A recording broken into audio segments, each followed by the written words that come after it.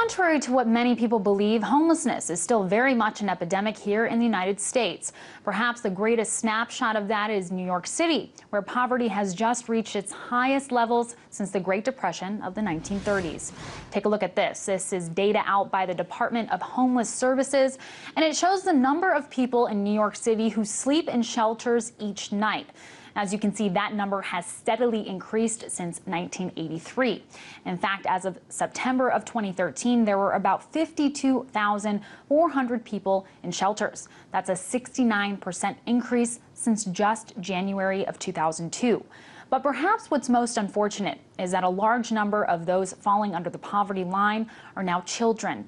As you can see, the number of children on the streets of New York has now exceeded 22,000. It's a shocking number that was explored recently in an in-depth New York Times story that followed the daily life of one 11-year-old homeless girl named Dasani. And now here to discuss this a little bit more is RT's Anastasia Churkina, who joins us from our New York studio. Anastasia, thanks for joining me. So this New York Times article chronicled the year in the life of this young girl. Her name is Dasani. She lives in one of these shelters with her family. It's a heartbreaking story. Can you explain the conditions that she lives in and tell us, is this reflective of what many homeless kids are experiencing? Well, Amira, unfortunately, the answer is yes. It is reflective of these staggering numbers of children that are going through homelessness as we speak. This particular New York Times piece, a very in-depth piece, a five-parter, chronicling the life of this 11-year-old girl who lives in a really disheveled Brooklyn shelter with her parents and 7 siblings. She takes care of her babies, not her babies, her sister, her younger brothers and sisters. The conditions of the shelter are just, they seemed mind-blowing when you read about them, because this is something that is happening in the United States, in New York City, one of the richest cities in the U.S., and yet this is a mice and rat infested shelter where there's been allegations of sexual assaults and sexual predators that have gone unaccountable, and just the struggles of this little girl showing exactly what it is to be living a life like that in this article, really pushing forward a new wave of debate surrounding child homelessness in the U.S., like you rightfully said, at 22,000, the highest number since the Great Depression in New York. We talked a little bit to New Yorkers about what they make of all this. Take a listen. It's quite alarming that as the economy picks up, that indicator is getting worse. It could get higher, because I mean, like, things are getting better, but things are getting worse, so it's kind of like this. But a lot of people just can't afford to live anymore. Like, ways of living, and being in New York, this is like, you know, the worst place to be. So maybe people can like go somewhere else besides the bigger cities and, you know, more metropolis suburb areas and try to make, you know, their lives work. But yeah, it's hard here. I'm an adult, and it's hard for me to maintain with no kids, so I can't imagine families trying to maintain here.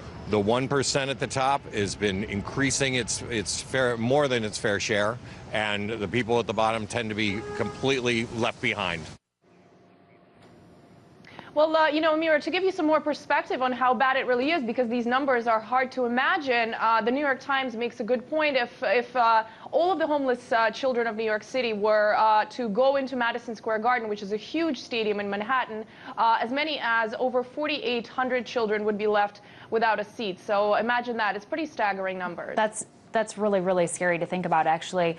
Well, Anastasia, could you talk a little bit more about what is really thought to be behind these numbers? What is behind this rapid increase in homelessness, specifically for families?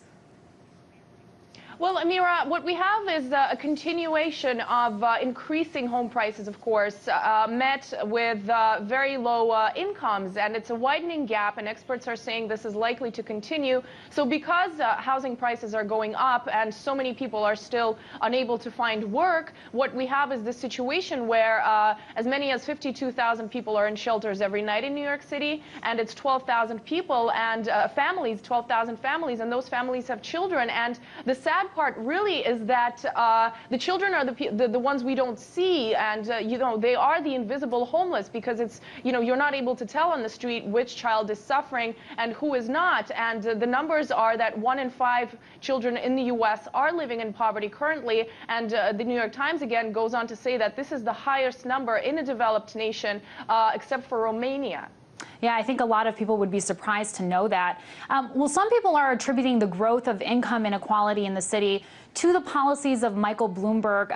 We saw sort of a staggering increase in homelessness after 2002, which is sort of when he, came into power. What exactly are they referring to? What are these policies?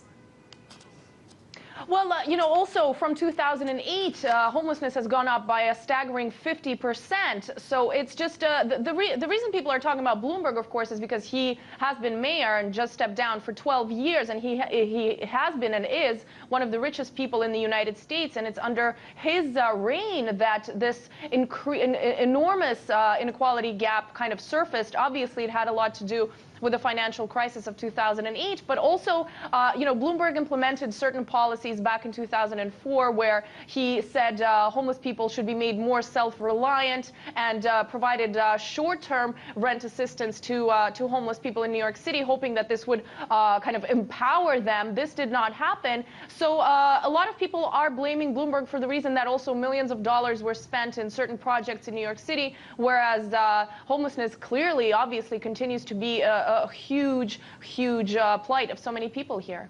All very interesting stuff. Well, thanks for your reporting, RT correspondent Anastasia Churkina.